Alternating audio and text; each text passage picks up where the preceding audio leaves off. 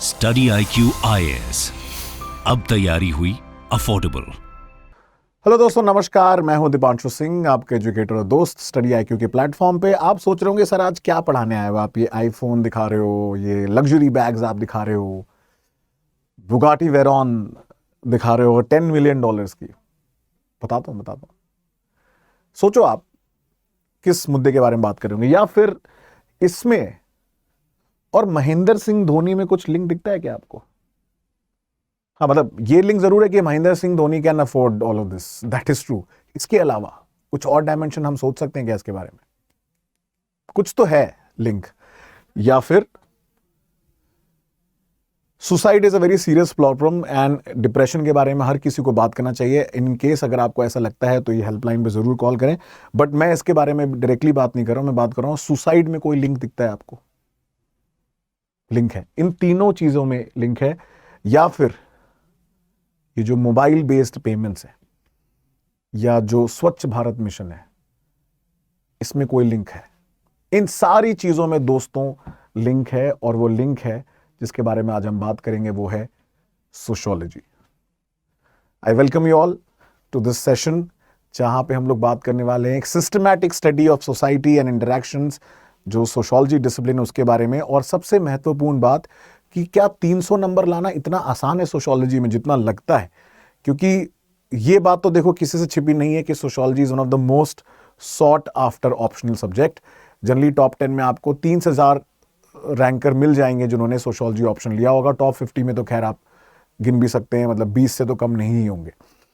तो मैं sociology optional लगभग कुछ सालों से पढ़ा रहा हूं, and they are one of the most watched courses online.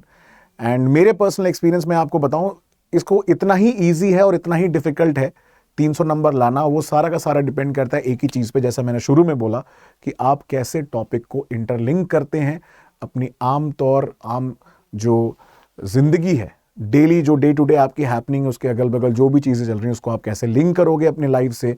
वही सोशियोलॉजी है, और वही आपका बताएगा कि आप कैसे एक बेहतरीन एग्जामिनर को आंसर लिख पाओगे अपने एग्जामिनेशन में। तो इसके पहले कि हम आगे बढ़ें, मैं अपने कुछ दोस्तों को अपने बारे में बता देना चाहता हूं, क्योंकि आप में से बहुत सारे लोग मुझे पहले से जानते भी होंगे, लेकिन इस प्लेटफॉर्म पे शायद पहली बार या दूसरी बार देख रहे होंगे। मैं यहाँ पे सीनियर डायरेक्टर और फैकल्टी हूँ स्टडी IQ में। पब्लिक पॉलिसी एडवाइजर भी हूँ गवर्नमेंट के लिए। 10 साल से ज़्यादा का टीचिंग एक्सपीरियंस है। Some of my students are rank 3, 4, 7 and 10, and they are working as IAS and IPS officers in India. उसके साथ साथ मैंने इंटरनेशनल रिलेशंस की बुक लिखी हुई है, जिसको आप रेफर कर सकते हैं अपने UPSC मेंस और प्रीलिम्स प्रिपरेशन के लिए। एक होलिस्टिक तरीके से क्रिस्प बुक है, with not too many pages, not very bulky, and this helps you in saving time, and it's one of the most concise books that you can find. And उसके अलावा मुझसे जुड़ने के लिए आप dipanshuSingh.com या मेरे टेलीग्राम चैनल या इंस्टाग्राम पे मुझसे कनेक्ट कर सकते हो। तो coming back to the original question दोस्तों, क्वेश्चन ये है कि ये इस आईफोन में या इस luxury bag by Louis Vuitton या सेंट लॉरेन या वाइसल या शनेल या जो भी इतने बड़े बड़े ब्रांड्स हैं, मे बी डियोर, प्राडा और हर्मेस, तो इन सब में क्या लिंक है? बहुत सारे तो ऐसे ब्रांड्स हो गए जिनके बारे में मुझे बचपन में पता ही नहीं था, बट सोशियोलॉजी पढ़ने का एक ये भी फायदा हुआ कि मुझे इन सब ब्रांड्स के बारे में पता चल गया। बट ये कोई मोटिवेटिंग फैक्टर नहीं है, बट कहने का मतलब ये है, तात्पर्य ये है कि सोसाइटी के बारे में मेरी जो अवेयरनेस है वो और बहुत ज़्यादा बढ़ गई। एक तो UPSC एग्जाम की वजह से, और दूसरा sociology as a subject, as a discipline को पढ़ने के लिए। तो मैं जब प्रिपरेशन कर रहा था उस समय 2 ऑप्शनल हुआ करते थे, हमें देने होते थे। तो सोशियोलॉजी और साइकोलॉजी दोनों ही मेरे ऑप्शनल थे। साइकोलॉजी में उतना ही पसंद है, पर सोशियोलॉजी की तरफ मेरा एक स्पेसिफिक लगाव भी कह सकते हो, क्योंकि सोशियोलॉजी जो है वो बात करता है about the scientific study of society, और उससे भी ज़्यादा इंपॉर्टेंट क्या है कि ये बात करता है हमारे सोसाइटी में इंटरैक्शंस के बारे में। देखिए, कोई सोसाइटी का वजूद का कोई फायदा नहीं है, कोई वजूद नहीं रह सकता अगर आपकी सोसाइटी के बीच में इंटरैक्शंस ना हो। और सोसाइटी क्या है? अगर सोसाइटी हम ही लोगों से तो मिलके बनी है, आप, मैं, हम सब जो एक कॉमन कल्चर, एक कॉमन एरिया में रहते हैं और इंटरैक्ट करते हैं, उसी को सोसाइटी बोला जाता है। अब मैंने बहुत सारे हेवीली वर्डेड, ऐसे हेवी लेडन वर्ड, वेटेज वाले वर्ड्स यूज कर लिए हैं, कल्चर, इंटरैक्शन, जो कि बहुत सिंपल है, इतना ज़्यादा डिफिकल्ट नहीं है। बट कहने का मतलब मेरा यहाँ पे सिर्फ यही है कि ये सारी चीज़ें इस सब्जेक्ट में, इस डिसिप्लिन में आप देखेंगे, आप पढ़ेंगे।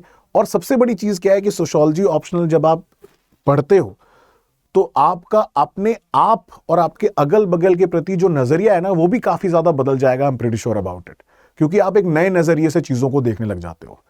सिमिलरली जब मैंने धोनी की फोटो यूज करी, तो धोनी की फोटो को मैंने कुछ सिंबलाइज करने के लिए यूज किया, जो मैं आपको बताऊंगा। तो मैं एक एक करके थोड़ा आपको आइडिया देता हूं, but before we go proceed आगे, I just want to brief you quickly about sociology as an optional. या सोशियोलॉजी सब्जेक्ट इतना खास क्यों है और इतना इंपॉर्टेंट क्यों? देखिए, सोशियोलॉजी की अगर आप बिल्कुल बेसिक लिटरेट डेफिनेशन पे जाएंगे ना, तो it is based on the Latin word socius and logos. Logos is actually Greek word है ये, और ये लैटिन वर्ड है, ठीक है। ये लोगों से आया है, पीपल से आया है, ठीक है। और ये आया है लोगोस, तो किसी भी साइंटिफिक स्टडी को बोला जाता है। तो ये कम्युनिटी, सोशियस जो वर्ड है, लोगों से जुड़ा हुआ है। तो इसलिए सोशियोलॉजी की अगर आप देखेंगे जो डेफिनेशन है, वैसे तो मैं आपको बताऊं, अलग अलग थिंकर्स और महारथी कभी भी किसी एक चीज पे अग्री नहीं करते। Same is the case with sociology. ऐसी जब आप सोशियोलॉजी में आप पढ़ते हो, तो अलग अलग पर्सपेक्टिव पढ़ोगे, तो आप देखोगे कोई सिंगल डेफिनेशन पे कोई नहीं आता कभी, बट एक एक्सेप्टेबल डेफिनेशन जरूर है सोसाइटी या सोशियोलॉजी की, that is the systematic study of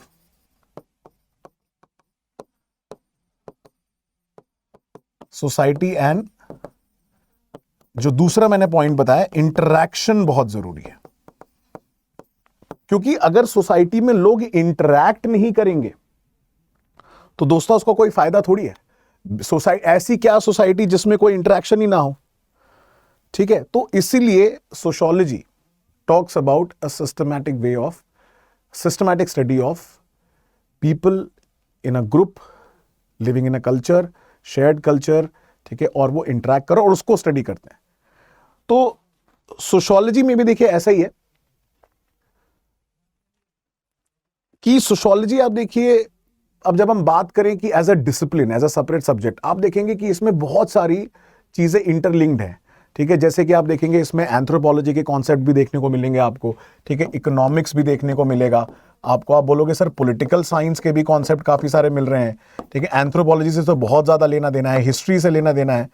तो ये एक मल्टी डिसिप्लिनरी अप्रोच वाला भी ऑप्शनल है। आपको हर सब्जेक्ट का कुछ ना कुछ ये सिखा के जाएगा, और यही सोशियोलॉजी की ब्यूटी है। क्योंकि sociology as a separate discipline बहुत बाद में बना है, 18-19 सेंचुरी। उसके पहले आप देखेंगे डार्क एजेस जब हम पढ़ते हैं 12th या 13th सेंचुरी, तब तक सोसाइटी के बारे में इतना डिटेल में कोई साइंटिफिक स्टडी नहीं करता था। प्लेटो, अरिस्टोटल, सोक्रेटिस के टाइम पे आप देखेंगे ये कॉन्सेप्ट्स थे, बट एज अ सेपरेट नहीं थे। They were all a part of the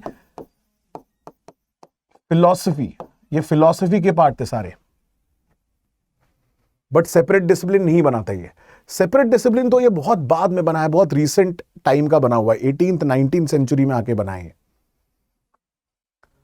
तो सोशियोलॉजी के बारे में बोला जाता है कि sociology is a very very new discipline but has a very long history, ठीक है। एज अ सेपरेट डिसिप्लिन अगर आप देखोगे, पास्ट इसका बड़ा पुराना है, बट डिसिप्लिन जो है बड़ा ही नया हो, लेकिन इसकी जो आप देखेंगे हिस्टोरिकल रूट्स बहुत पुराने हैं। और क्या आप जानते हैं कि वर्ल्ड के फर्स्ट सोशियोलॉजिस्ट कौन थे? कमेंट सेक्शन में जरूर बताइएगा मुझे, मैं देखना चाहता हूं आप में से कितने लोग जानते हैं इस बारे में कि वर्ल्ड के पहले सोशियोलॉजिस्ट जो है वो कौन थे। अगर आपने सही कमेंट किया होगा तो मैं जरूर उसका रिप्लाई दूंगा आपको। वैसे मोस्ट ऑफ द लोग जो हैं जिनका नाम देंगे वो अगस्त कॉम्टे हैं, because he is considered, Comte साहब is considered as the father of sociology, but that is unfortunately the wrong answer. क्योंकि वर्ल्ड के पहले सोशियोलॉजिस्ट जो हैं वो हैं इब्न खालदून, जिनको most of the time refer किया जाता है। He was basically from Tunisia, Ibn Khaldun, ठीक है। इब्न खालदून साहब को माना जाता है as the first ever sociologist. और वैसे तो सोक्रेटिस, प्लेटो बहुत पहले आए थे इनसे, लेकिन क्योंकि सोशियोलॉजिकल पॉइंट ऑफ व्यू से कभी उन्होंने ऐसी स्टडी नहीं करी, फिलोसॉफिकल पॉइंट ऑफ व्यू से चीज़ें जो पढ़ी थी उन्होंने, इब्न खालदून साहब जो हैं उन्होंने बड़ा फेमस उनका एक वर्क है, ठीक है, मुकद्दिमा उसको बोला जाता है, ठीक है। मुकद्दिमा जो है इन इंट्रोडक्शन टू हिस्ट्री, जो उन्होंने 1406 के आसपास आप देखेंगे, मुकद्दिमा बोलते हैं उसको। It's basically a historical record of society, वो उस समय इन्होंने लिखा था। सो फर्स्ट सोशियोलॉजिस्ट जो है आपके, it's not probably Auguste Comte, it's Ibn Khaldun, चलिए इसी से रिलेटेड एक और मैं आपको सवाल पूछता हूं कि ऐसे तो हमने बहुत सारी फीमेल सोशोलॉजिस्ट के बारे में भी सुना होगा। आप में से बहुत सारे ऐसे स्टूडेंट्स हैं जो सोशोलॉजी पढ़ रहे होंगे या शायद सोच रहे होंगे सोशोलॉजी के ऑप्शनल ऑप्ट करने के लिए। तो ऐसे बहुत सारे हैं जो जानते होंगे एन ओक्ले, ठीक है, there is Wollstonecraft and there is Beatrice Webb. ऐसे बहुत सारे महिला सोशोलॉजिस्ट के बारे में आपने सुना होगा। बट क्या आप में से कोई मुझे बता सकता है कि वर्ल्ड की पहली फीमेल सोशोलॉजिस्ट कौन थी? कमेंट सेक्शन में जरूर बताइएगा। वेल, अगर आपने सही गेस किया है तो बहुत बहुत बधाई आपको। लेकिन जो वर्ल्ड की फीमेल सोशोलॉजिस्ट, पहली सोशोलॉजिस्ट मानी जाती हैं, वो है मिस हैरियट मार्टिन्यू।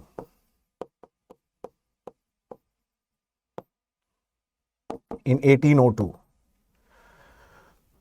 तो ये जो हिस्ट्री मैं आपको बता रहा हूं, ये हिस्ट्री इसलिए बता रहा हूं क्योंकि कोई भी डिसिप्लिन को अच्छे से समझने के लिए उसका पास्ट जानना बहुत जरूरी है। इब्न खालदून, हैरियट मार्टिन्यू के बारे में बहुत कम लोग जानते हैं, बहुत कम लोग पढ़ाते हैं। सब लोग वहीं से चालू करते हैं, Auguste Comte, Herbert Spencer, Marx, Weber. ठीक है, पॉइंट क्या है, जब सब लोग ही वही काम करेंगे तो एग्जामिनर नंबर आपको ज्यादा क्यों देगा? तो मेरा ये इस तरीके से स्टार्ट करने का एक ही रीजन था कि स्ट्रैटेजी सेशंस तो आपने बहुत देखे होंगे, लेकिन काम की बात यह है कि बेसिक मिनिमम लिखने के बाद आपको कुछ तो देखिए अलग लिखना पड़ेगा, कुछ तो प्रेजेंटेशन स्टाइल चेंज करनी पड़ेगी जिससे 300 से ज्यादा नंबर आए। क्योंकि सब कोई वही सोर्स से पढ़ रहा है, रिड्जर से पढ़ रहे हैं, हरलंबो से पढ़ रहे हैं, ठीक है, या जो मार्केट में अवेलेबल नोट्स उनसे पढ़ रहे हैं। बट क्या आपको जो गाइडेंस दे रहा है, जो आपका टीचर है या मेंटोर है, क्या आपको कुछ ऐसा अलग करने के लिए प्रेरित कर रहा है कि नहीं कर रहा है, वो बहुत जरूरी है। And that will make you stand out and differentiate from your other competitors in the examination. तो 100 बातों की एक बात, सोशियोलॉजी ऑप्शनल में 300 नंबर लाना बहुत आसान भी है और वहीं पे बहुत डिफिकल्ट हो जाता है अगर आपका अप्रोच गड़बड़ा जाता है। और सही अप्रोच जो है, वैसे तो हम पूरी एक सीरीज लॉन्च करने वाले हैं इस स्टडी आईक्यू के प्लेटफॉर्म पे आप सभी लोगों के लिए, जिसमें मैं डिटेल में सोशियोलॉजी पेपर 1 कवर करूंगा, उसके बाद पेपर 2 कवर करूंगा। तो यहां पे क्या होगा कि आप सभी के लिए हम लोग इसको इस तरीके से कवर करेंगे कि आपका ऑप्शनल प्रिपेयर हो जाए। तो वो कंप्लीट सीरीज आएगी। इसके लिए चैनल को सब्सक्राइब करना ना भूलें और जो है फटाफट लाइक और शेयर जरूर करिएगा ताकि हमें और प्रोत्साहन मिलता रहे ऐसे ही और वीडियोस को बनाने के लिए। और उस सीरीज में हम लोग बात करेंगे टॉपिक वाइज कि कैसे हमें ऑप्शनल को अप्रोच करना है और एक एक करके जो हमारे सिलेबस में जो कॉन्सेप्ट्स हैं उनको हम कवर करेंगे। तो coming back to the original question कि 300 नंबर आएंगे बॉस कैसे, तो मैं आज सिर्फ 4 एग्जांपल देके आपको बताता हूं कि कैसे हम लोग रियल लाइफ से इंटरलिंकिंग करते हैं सोशियोलॉजी में। और इसीलिए आप देखेंगे कि जो एग्जामिनर है उसका क्वेश्चन पूछने का ना तरीका भी बड़ा चेंज हो गया है। एग्जामिनर जो है वो अपने क्वेश्चन पूछने के पैटर्न को चेंज कर चुका है, बिकॉज वो भी जानना चाहता है कि क्या सिर्फ आप बुकिश नॉलेज ले रहे हो या फिर सोशियोलॉजी को आप रियल लाइफ में भी अप्लाई कर सकते हो बॉस कि नहीं कर सकते हो। ये बहुत जरूरी है समझना। तो इसीलिए मैंने आज आईफोन आपके सामने रखा हुआ है, जिसके लिए किडनी बेचने की कोई जरूरत नहीं है, ठीक है। तो बड़ा फेमस जोक या मीम है। तो ये आईफोन 14 है, ये लुई विटॉन के बैग्स हैं, चलिए लग्जरी बैग्स मान लेते हैं, और ये लग्जरी कार है। अब इसको हम कैसे समझ सकते हैं सोशियोलॉजी से? मैं सिर्फ 4 एग्जाम्पल दूंगा आपके लिए आज, ठीक है। वो 4 एग्जाम्पल क्या है, बड़े रेलेवेंट से होंगे और आपको समझ में आएगा कि कितना ब्यूटीफुल सब्जेक्ट है ये ऑप्शनल, जो सोशियोलॉजी ऑप्शनल है। अब ये जो सारे प्रोडक्ट्स बनाते हैं, लग्जरी प्रोडक्ट, आपको पता है इसमें बहुत ज्यादा मार्जिन होता है बनाने वाले का, ठीक है। एप्पल का भी है, सिमिलरली जो कार मैन्युफैक्चरर्स हैं उनका भी है, लग्जरी बैग मेकर्स है उनका तो खैर बहुत ही ज्यादा होता है फैशन एंड रिटेल इंडस्ट्री में।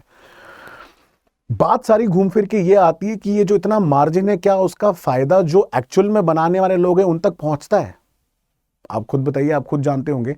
हम छोटी दुकानों पे जाके बार्गेन करते हैं छोटी छोटी चीजों को लेके, रेडी पटरी वालों से या स्ट्रीट वेंडर्स या हॉकर्स से। बट क्या हम ऐसे बड़ी दुकानों में जाके बार्गेनिंग करते हैं? कभी नहीं, बिकॉज प्रीटी क्लियर है कि वो बार्गेन नहीं करेंगे। This is like a fix price and because they act as a status symbol we just go and buy them. इसी चीज को हमारे कार्ल मार्क्स जी ने बड़े ब्यूटीफुली बताया था। Karl Marx is a pioneer माने जाते हैं सोशियोलॉजी में। क्या, और कार्ल मार्क्स तो कैसे, मैं उनको चैंपियन बाबा भी बोलता हूँ, मेरा वर्जन है, बिकॉज उनकी ऐसी थ्योरी है कि आप उनको ऑलमोस्ट हर जगह यूज कर सकते हो, पॉलिटिकल साइंस हो, सोशियोलॉजी हो, फिलॉसफी हो। तो कार्ल मार्क्स जी ने इसके लिए बड़ा इंटरेस्टिंग वर्ड यूज किया था। वो बोला था कि यह है कमोडिटी फेटिश। फेटिश ऐसी चीज होती है जिसके बिना आदमी रह नहीं सकता, मतलब it's almost like becomes a necessity over period of time. Fetish क्या होता है कि कोई भी चीज जिसको हम भगवान जैसा दर्जा देने लग जाए। तो कार्ल मार्क्स बोलते हैं कि आज के टाइम में जो कैपिटलिस्टिक पूंजीवाद दुनिया जो है, पूंजीवादी जो दुनिया है, वो ऐसे कमोडिटी फेटिश क्रिएट करती है, कंज्यूमरिज्म को बढ़ावा देती है, जिससे अल्टीमेटली क्या होता है कि हम लोग चीजों को ही भगवान मानने लग जाते हैं, चीजों की पूजा करने लग जाते हैं, उसके बिना रह नहीं सकते। और इससे होता क्या है, जो बनाने वाला है उसको तो उसका प्रॉफिट मिलता नहीं है, जो मालिक है वो सारा मुनाफा ले जाता है। और सबसे बड़ी बात जो उन्होंने बोली इसमें कि आपको ये भी नहीं पता कि आपका बनने वाला आईफोन या ये लग्जरी बैग, ये कार किस वर्कर ने किस कंट्री में बनाया है, उसकी क्या कंडीशन है। तो you are alienated also, you are unaware. और साथ साथ जो ये फैक्ट्री में प्रोड्यूस कर रहा है ना इंसान इसको, वो भी over the period of time क्या हो जाता है, मैकेनाइज तरीके से काम कर रहा होता है, उसके पास कुछ स्कोप नहीं रहता चीजों को इधर उधर करने का। अब जो मान लीजिए बैग स्टिच करा, जरा सा इधर उधर कर देगा तो उसको नौकरी से निकाल देंगे, तो उसके पास भी कुछ नया इनोवेटिव कंट्रोल नहीं है अपने प्रोडक्ट के ऊपर। सो ही और she loses the control of his produce. So alienation concept of Karl Marx, example 1, सिर्फ पहली इमेज से। ठीक है, हम इसमें और भी बहुत सारी थ्योरीज को ऐड कर सकते हैं। तो कार्ल मार्क्स ने बोला कमोडिटी फेटिश, कैपिटलिज्म, कैसे पूंजीवाद इन सब चीजों का बढ़ावा दे रहा है, और इससे जो अमीर है वो अमीर हो रहा है और जो गरीब है वो और गरीब हो रहा है। प्रोलेटेरिएट एंड बोर्जवा, ठीक है, ऊपर बैठे वाले लोग जो हैं वो बोर्जवा, मालिक, नीचे काम करने वाले लोग proletariat. This is the fight between haves and have nots, ये लड़ाई है उनके बीच में। और मार्क्स बोलते हैं एंड में क्या होगा, कैपिटलिज्म खत्म हो जाएगा। बट खत्म हुआ नहीं, इनफैक्ट और बढ़ रहा है, बट वो किसी और दिन की चर्चा है। तो ये पहला एग्जाम्पल था आप लोगों के लिए कि सोशियोलॉजी कितनी ब्यूटीफुली चीजों को हमारे इर्द गिर्द इंटीग्रेट करता है with all these concept. Second example देखते हैं धोनी साहब का। धोनी से कौन कौन नहीं पसंद करता धोनी साहब को। In fact recent world cup match में आप देखेंगे बहुत सारे, आई एम प्रीटी श्योर जो फैंस हैं उनके लोगों ने मिस किया होगा after the T20 world cup exit of India, but hats off to the team, they played their hearts out. But ठीक है, विन्स एंड जो लॉस है, we should take it sportingly. But coming back to the original question of mister Dhoni, अब MS Dhoni साहब का flare से अब सब वाकिफ है, जिस तरीके से उन्होंने कीपिंग करी है, कैप्टेंसी करते हैं, इससे कोई अछूता नहीं रहा है। पर इंपॉर्टेंट बात वो नहीं है, इंपॉर्टेंट बात ये है कि जब ये कीपिंग करते हैं तो आपने देखा होगा इनका स्टांस बड़ा अलग टाइप का होता है। अब जडेजा, जड्डू साहब या कोई भी बॉलर बॉलिंग कर रहा होता है, उनको पता होता है कि व्हाट इज धोनी इंप्लाइंग, ठीक है, धोनी क्या करना चाह रहे हैं। बट वहीं पे जो रनर है, ठीक है, बैट्समैन है या इधर जो रनर है, उसको आइडिया नहीं लगता। अब इसको हम सोशियोलॉजिकली कैसे लिंक कर सकते हैं? दो कॉन्सेप्ट है बड़े ब्यूटीफुल, वैसे तो और भी कर सकते हैं। एक है हमारा सिंबॉलिक इंटरैक्शनिज्म का, कि वो ये बोलता है कि किसी भी चीज से मीनिंग जो अटैच्ड है वो हर इंसान के लिए अलग होती है। अब धोनी जब ऐसे कीपिंग करते हैं तो कभी आपने देखा होगा ऐसे शोल्डर शिफ्ट करते हैं, कभी ऐसे शिफ्ट करते हैं, कभी 2 बार झटका मारते हैं। आपने कभी कीनली इतना ऑब्जर्व नहीं किया होगा, बट अगर आप सोशियोलॉजी के स्टूडेंट हो तो आप ऑब्जर्व करना किसी पुराने वीडियो में, वो सिग्नल होता है बॉलर के लिए, बट वो सामने वाला नहीं समझ पाता। तो जड्डू के लिए या उस बॉलर के लिए वो सिग्नल क्या है, उसकी मीनिंग अलग है, बट शायद बैट्समैन और रनर के लिए नहीं है। तो इसी को बोलते हैं सिंबॉलिक इंटरैक्शनिज्म सोशियोलॉजी में, कि कोई भी सिंबल, ये क्या है, ये ऐसे श्रग करना क्या है, सिंबल है, कुछ कर रहा हूं मैं, इसकी मीनिंग मेरे लिए और सामने वाले के लिए अलग है और किसी थर्ड पर्सन के लिए अलग है। और ये एक तरीका है इंटरैक्शन का हमारे बीच में। सिमिलरली वेबर साहब का एक बहुत जबरदस्त कॉन्सेप्ट है वर्स्टैन। वर्स्टैन का मतलब होता है डीपर अंडरस्टैंडिंग अबाउट एनीथिंग। किसी को हम जब डीपर तरीके से अंडरस्टैंड करते हैं उसको वर्स्टैन बोला जाता है। एक्चुअली से निकलांदरिज 2 टाइप के वर्स्टैन होते हैं। तो जब आप डीपर मीनिंग किसी चीज की समझते हो, एक्चुअल मीनिंग समझते हो, तो वो वर्स्टैन कहलाती है। वेबर साहब ने कॉन्सेप्ट डेवलप किया था, अगेन सोशियोलॉजी के पॉइंट ऑफ व्यू से या सोसाइटी को ढंग से समझने के लिए, वो भी यहां अप्लाई हो सकता है। तो आप देखिए 2 एग्जाम्पल, इनफैक्ट 3 थिंकर्स कर लिए। मार्क्स सिंबॉलिक इंटरैक्शनिज्म के पर्सपेक्टिव को देखा हमने, जैसे GH मीट और बाकी सारे लोग आएंगे, और मैक्स वेबर, दोनों अप्लाई हो गए, 3 लोग हो गए in fact. Moving on, suicide sensitive issue है, कॉन्ट्रोवर्शियल इशू है, बट रियलिटी है। चाहे फार्मर सुसाइड हो, चाहे स्टूडेंट सुसाइड हो, चाहे टेररिज्म हो, जिसको वो सुसाइड तो नहीं मानते, या फिर कोई इंसान दुखी होके किसी तरीके सुसाइड कर लेता है। वो चारों अलग अलग टाइप के सुसाइड्स होते हैं। अब इसको एमील डर्कहाइम करके एक बड़े फेमस फ्रेंच सोशियोलॉजिस्ट हैं जिन्होंने स्टडी किया था द टाइप्स ऑफ सुसाइड, और उन्होंने इसकी ग्रुपिंग करी थी। बट मैं उस चीज पे नहीं आ रहा हूं। मैं उस चीज पे आना चाहता हूं कि जो डर्कहाइम ने एक्सप्लेन किया, एमिल डर्कहाइम ने जो एक्सप्लेन किया सुसाइड के बारे में, उनका मेन फोकस ये था कि जो सुसाइड के कारण होते हैं वो मेजरली सोसाइटी में होते हैं। जब हम साइकोलॉजिकल पर्सपेक्टिव से किसी चीज को पढ़ते हैं, साइकोलॉजिकल मनोवैज्ञानिक तरीके से जब हम देखते हैं, तो हम मानते हैं कि इंसान की गलती है, इंसान के दिमाग में कुछ चल रहा है, उसके पर्सनली कुछ चल रहा है। बट डर्कहाइम का उल्टा मानना था। डर्कहाइम कहते हैं कि जो भी ये सिचुएशन होती है सारी की सारी घूम फिर के एक ही बात पे आ जाती है कि सोसाइटी में सॉलिडारिटी कितनी है, एक दूसरे में कितना सौहार्द है, कितना प्यार है, कितनी एकजुटता है। तो अगर सोसाइटी में सॉलिडारिटी की कमी होगी वहां सुसाइड रेट ज्यादा होंगे। और ये उन्होंने अपने रिसर्च पे डेटा कलेक्ट किया था अलग अलग पुलिस स्टेशन से, सेकेंडरी डेटा जिसको हम बोलते हैं, उसके बेसिस पे उन्होंने एनालाइज किया था। तो इसकी बड़ी इंटरेस्टिंग उन्होंने टाइप्स ऑफ सुसाइड की थ्योरी दी है जो आज भी एप्लीकेबल है, चाहे आप कोई भी केस उठा लीजिए। तो और इन सारी चीजों के बारे में उन्होंने हाईलाइट किया है अपनी सोशियोलॉजिकल स्टडी में। अगला पीछे आप देख रहे होंगे digital payments, QR codes. India में डिजिटल पेमेंट जिस तरीके से अडॉप्ट हुए हैं उतनी तेजी से किसी और कंट्री में नहीं हुए। करोड़ों का ट्रांजैक्शन डेली होता है। और दूसरी इमेज जो आप देख रहे होंगे मेरे पीछे, वो है स्वच्छ भारत मिशन की, टॉयलेट की। क्या मतलब निकलता है? सोशियोलॉजी में ये क्वेश्चन पूछा गया था मेंस में, पेपर 2 में। तो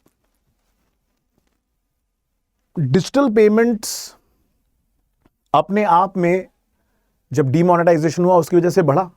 आज क्या लोगों ने उसको अडॉप्ट करना चालू कर दिया। अब तो क्या ऑलमोस्ट लोग इतना हो गए, यूज्ड टू हो गए हैं कि वो डिजिटल पेमेंट्स ही करते हैं।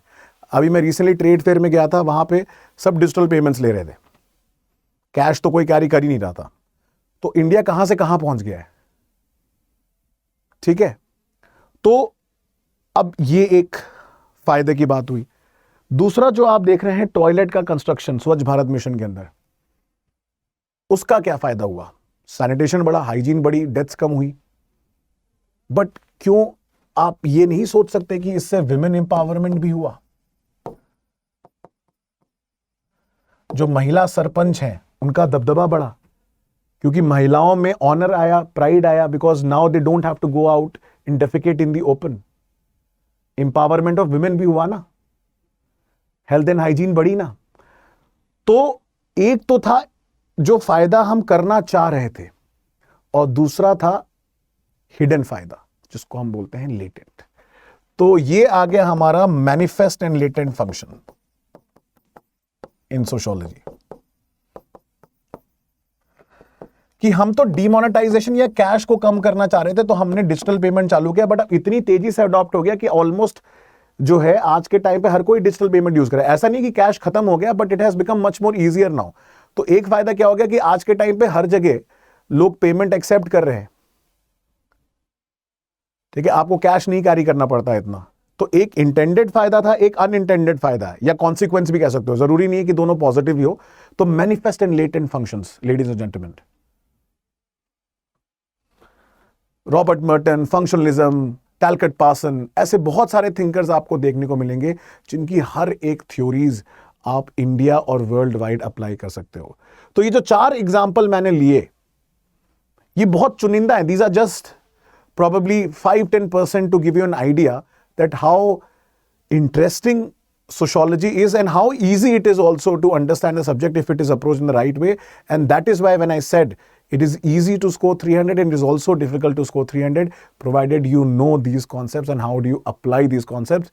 And this is why जब आप मेंस का पेपर देखते हो देवियों सज्जनों, तो आपके 8 क्वेश्चन आते हैं मेंस में, जिसमें से क्वेश्चन नंबर 1 और आपका 5 कंपलसरी रहता है जो आपको करना होता है। बाकी 2, 3, 4, 6, 7 और 8,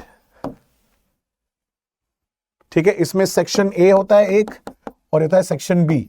इसमें से कोई आपको 3 चूज करने हैं, तो टोटल आपको 8 में से 5 क्वेश्चन करने होते हैं और आपको चूज करना होता है। 1 में क्या होते हैं और 5th क्वेश्चन में कंपलसरी होता है, क्योंकि आपको 10 मार्कर्स होता है और शॉर्ट लाइंस में बड़े डायरेक्ट क्वेश्चन आते हैं। बाकी आप इनमें से कोई भी 3 चूज कर सकते हो, प्रोवाइडेड कि हर एक सेक्शन में से आप कोई चूज करो। तो 1 2 3 4 5 6 7 8, तो मान लो आपने 1 चूज करना ही, आपको 5th तो करना ही है। अब मान लो आपने यहाँ पे 2 चूज कर लिया, एक 4 चूज कर लिया, आपने एक 7 चूज कर लिया, या यहाँ पे 2 चूज किया और आपने 6 और 8 कर लिया। तो बेसिकली 8 में से 5 क्वेश्चन करने हैं, चॉइस आपकी है। और एक और एडवांटेज सोशियोलॉजी का यह है कि जो आप पढ़ोगे सवाल उसमें से ही आएगा 99% टाइम। 1% की तो गारंटी खुदा भी नहीं ले सकता, भगवान भी नहीं ले सकते सर, क्योंकि वो कुछ इधर उधर, और जो जनरली 1 या 5th क्वेश्चन में ऐसा कोई क्वेश्चन आएगा जो थोड़ा सा ट्रिकी हो सकता है, बट उससे ज्यादा नुकसान नहीं होगा। यह भी जानना आपके लिए जरूरी है कि ये ऑप्शनल में 300 नंबर लाना क्यों आसान है, क्योंकि इस ऑप्शनल में ऐसा कभी नहीं लगता आपको कि यार बिना पढ़ा हुआ कोई चीज आ गई। तो इस ऑप्शन में लड़ाई एक्चुअली 250 नंबर की तो है ही नहीं, 250 नंबर तो आप वैसे ही ले आओगे। लड़ाई है 50 जो एक्स्ट्रा नंबर खींचने हैं ना आपको, 300 तक जो आना है, लड़ाई इस चीज को लेके है सर। लड़ाई यहां से यहां तक जाने की है, प्लस 50 मार्क्स की। ये तो आप एवरेज भी जो पढ़ेगा, हर कॉन्सेप्ट भी पढ़ के जाएगा, वो भी ला सकता है, लेकिन इसको बढ़ाने के लिए कुछ करना पड़ेगा, और वो जो करना पड़ेगा वो कॉन्सेप्ट को ढंग से इंटीग्रेट करके पढ़ना पड़ेगा। ठीक है, एक प्रॉपर डिसिप्लिन के साथ, अप्रोच के साथ और इंटरलिंकिंग के साथ। और साथ साथ जब आप आंसर राइटिंग करेंगे, आपको डेडिकेटेड एक फीडबैक की जरूरत पड़ेगी, क्योंकि आप कितना भी पढ़ लो, अल्टीमेटली आपका सिलेक्शन इस बेसिस पे होगा कि आपने आंसर कैसा लिखा है। इसीलिए एक मेंटोर, एक गाइड, एक सारथी की जरूरत इस कोर्स में या इस जर्नी में, ऑप्शनल में आपको जरूर पड़ेगी। तो ऐसे ही और सेशंस, सीरीज ऑफ सेशंस हम प्लान करेंगे, जिसमें हम डिटेल तरीके से टॉपिक्स के बारे में बात करेंगे। जैसा मैंने बताया आपको कि डरखान साहब ने सुसाइड पे काम किया है, एनोमिक, इगोइस्टिक, फेटलिस्टिक, अल्ट्रुइस्टिक, ऐसे और भी बहुत सारे कॉन्सेप्ट हैं जिनको हम अप्लाई कर सकते हैं। तो coming back to the original question कि 300 नंबर ला सकते हैं, बिल्कुल ला सकते हो, और उसमें एक बहुत बड़ा डिसाइडिंग फैक्टर आपका पेपर 1 रहेगा, but at the same time इनको मत इग्नोर करिएगा।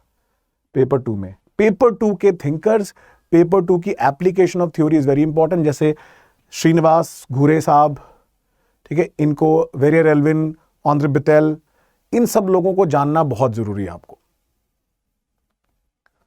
ठीक है, इन लोगों के बारे में, इंडियन सोशियोलॉजिस्ट, इंडियन थिंकर्स के बारे में जानना बहुत जरूरी है, और इनके भी एग्जाम्पल अप्लाई करना बहुत जरूरी है। जनरली जो मेजर चैलेंज लोगों को आता है वो पेपर 2 के सोर्सेस को कंसोलिडेट करने में आता है, जिसको हम लोग इस प्लेटफॉर्म पे कंसोलिडेट करके आपको प्रोवाइड करेंगे। और इसीलिए हम लोग बहुत जल्द सोशियोलॉजी ऑप्शनल का कोर्स लॉन्च करने जा रहे हैं इस प्लेटफॉर्म पे, और ऑलरेडी एग्जिस्टिंग चल भी रहा है, बट मेरे कोर्सेज को ज्वाइन करने के लिए आप डीप लाइव कोड यूज कर सकते हैं, क्योंकि अभी मैं जो फाउंडेशन बैच है उसमें जीएस के कोर्सेज लेने वाला हूं। बट जैसा कि मैंने आप सभी से प्रॉमिस किया था कि मैं आप लोगों के लिए एक डिटेल्ड यूट्यूब कोर्स लेके आऊंगा, and it's going to be a full fledged course. ठीक है, उसमें हम पूरे टॉपिक और सिलेबस को इसी तरीके से इंटरेस्टिंग, डीपर तरीके से समझेंगे और सोशियोलॉजी को कवर करेंगे step by step, topic by topic, syllabus wise. और उसके पहले मेरी एक आपसे रिक्वेस्ट रहेगी कि उस सीरीज को देखने से पहले 2 काम करिएगा। एक तो सिलेबस डाउनलोड कर लीजिएगा और PYQ जरूर अपने पास रखिएगा। ठीक है दोस्तों, तो thank you so much for watching this. I will see you in the next video.